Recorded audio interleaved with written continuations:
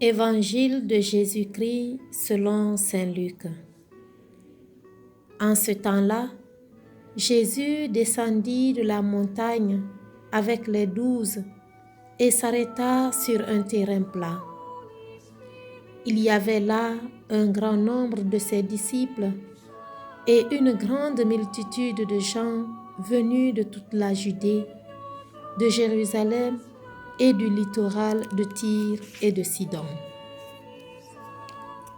Et Jésus, levant les yeux sur ses disciples, déclara : « Heureux vous les pauvres, car le royaume de Dieu est à vous.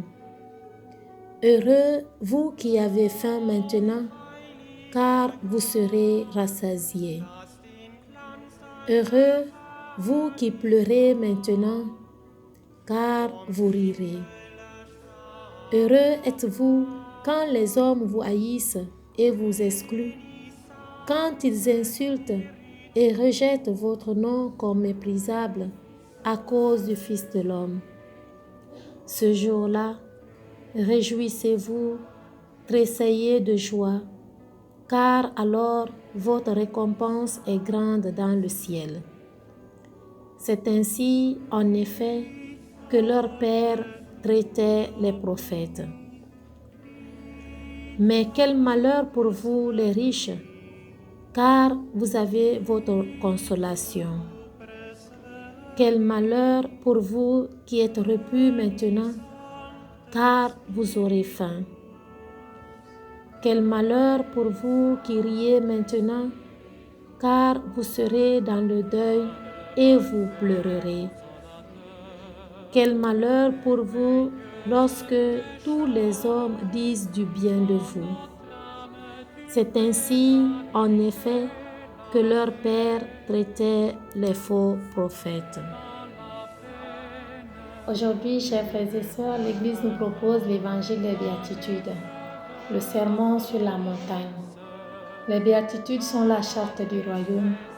Elles énoncent en quelque sorte les conditions du bonheur en étant ajustées à l'amour dont le Père nous aime. Elles disent en creux ce qu'est le royaume, sans fin ni pleurs, dans la joie et la vie éternelle. Ne commettons pas l'erreur de le penser au futur, car désormais, chaque geste de paix, de fraternité, d'amour et de service fait grandir notre prochain. En effet, les béatitudes sont tout à fait l'opposé de la conception de notre société d'aujourd'hui sur le bonheur. Pour elle, l'heureux est celui qui est riche, qui est dans l'abondance, qui a le pouvoir, qui est à l'abri du besoin et du mépris des hommes. Chers frères et sœurs, face à notre monde qui se complaît dans le vice et l'égoïsme comme source de bonheur, Jésus nous montre un autre chemin, celui du bonheur du royaume de Dieu, un chemin que le monde ne peut pas comprendre, qu'il hait et rejette.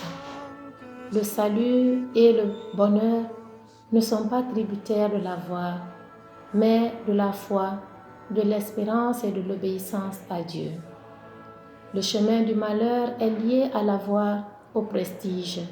Cela ne veut et ne voudrait pas dire que Dieu est contre l'avoir, mais nous devons travailler à ordonner notre avoir et tout notre être pour la vie éternelle. C'est cela être riche en vue de Dieu. Ouvrons alors notre attitude, maintenant et pour les siècles des siècles.